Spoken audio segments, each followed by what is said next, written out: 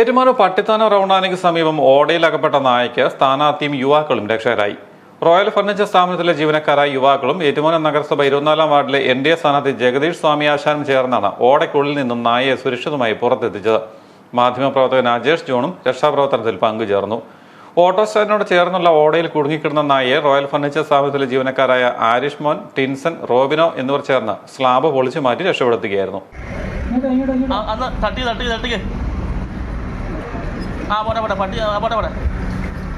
വന്ന് തട്ടി അങ്ങോട്ട് തട്ടി വിട് അങ്ങോട്ട്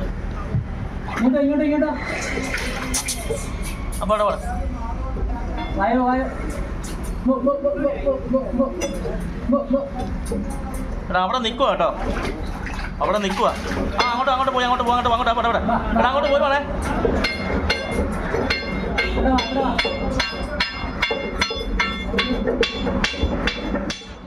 നായ രക്ഷപ്പെടുത്തിയ യുവാക്കളെ നാട്ടുകാർ അനുമോദിച്ചു.